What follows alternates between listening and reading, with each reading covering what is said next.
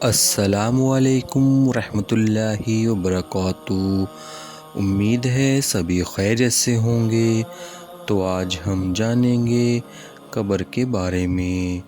قبر کیا کہتی ہے مومن بندے سے، آؤ جانتے ہیں حدیث شریف کی روشنی میں۔ حضرت برا بن عازب سے روایت ہے کہ ہم لوگ نبی کریم صلی اللہ علیہ وسلم کے ساتھ ایک انصاری صحابی کے جنازے میں قبرستان گئے۔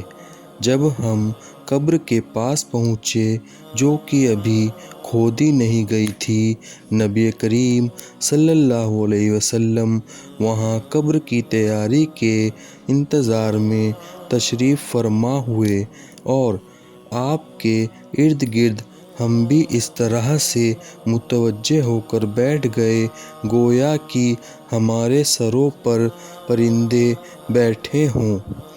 آپ کے ہاتھ میں لکڑی تھی جس سے زمین کو کورید رہے تھے، جو کسی گہری سوچ کے وقت ہوتا ہے۔ پھر آپ صلی اللہ علیہ وسلم نے اپنا سر مبارک اٹھایا اور 2 یا 3 بار فرمایا، عذاب قبر سے اللہ تعالیٰ کی پناہ مانگو۔ پھر ارشاد فرمایا، اللہ کا مومن بندہ دنیا سے منتقل ہو کر عالم برزخ میں پہنچتا ہے، یعنی قبر میں دفن کیا جاتا ہے۔ قبر میں دفن کیا جاتا ہے تو اس کے پاس 2 فرشتے آتے ہیں، وہ اس کو بیٹھاتے ہیں، پھر اس سے پوچھتے ہیں کہ تمہارا رب کون ہے؟ وہ کہتا ہے کہ میرا رب اللہ ہے۔ پھر پوچھتے ہیں تمہارا دین کیا ہے؟ وہ کہتا ہے میرا دین اسلام ہے۔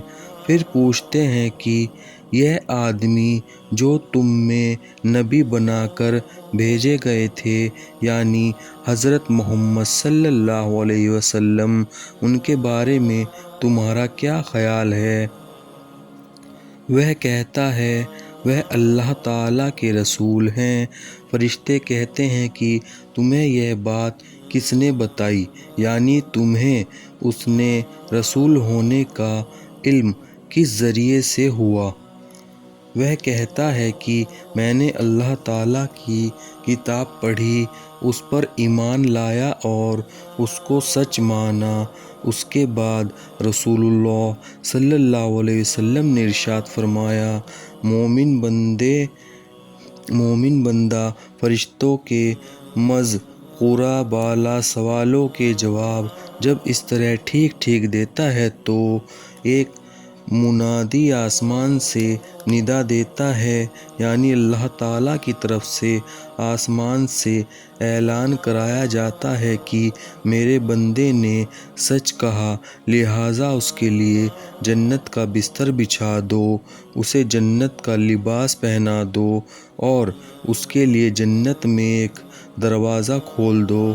چنانچہ وہ دروازہ کھول دیا جاتا ہے اور اس سے جنت کی خوشگوار ہوائیں اور خوشبوئیں آتی رہتی ہیں اور قبر اس کے لیے حد نگاہ تک کھول دی جاتی ہے۔ یہ حال تو رسول اللہ صلی اللہ علیہ وسلم نے مرنے والے مومن کا بیان فرمایا۔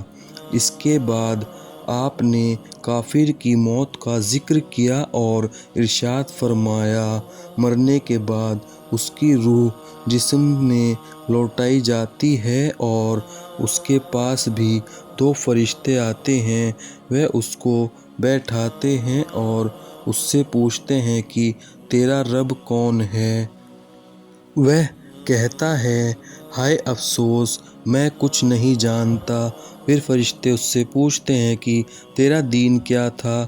وہ کہتا ہے ہائے افسوس، میں کچھ نہیں جانتا۔ پھر فرشتے اس سے کہتے ہیں کہ یہ آدمی جو تمہارے اندر نبی کی حیثیت سے بھیجا گیا، تمہارا اس کے بارے میں کیا خیال تھا؟ وہ پھر بھی یہی کہتا ہے ہائے افسوس، میں کچھ نہیں جانتا۔ اس سوال و جواب کے بعد آسمان سے ایک پکارنے والا اللہ تعالیٰ کی طرف سے پکارتا ہے۔ اس نے جھوٹ کہا۔ پھر اللہ تعالیٰ کی طرف سے ایک منادی آواز لگاتا ہے کہ اس کے لیے آگ کا بستر بچھا دو اور آگ کا لباس پہنا دو اور اس کے لیے دوزخ کا ایک دروازہ کھول دو۔ چنانچہ یہ سب کچھ کر دیا جاتا ہے۔ رسول اللہ صلی اللہ علیہ وسلم فرماتے ہیں، دوزخ کے اس دروازے سے دوزخ کی گرمی اور جلانے جھلسانے والی ہوائیں اس کے پاس آتی رہتی ہیں اور قبر اس پر اتنی تنگ کر دی جاتی ہے کہ اس کی وجہ سے اس کی پسلیاں ایک دوسرے میں گھس جاتی ہیں۔ اللہ رحم فرمائے۔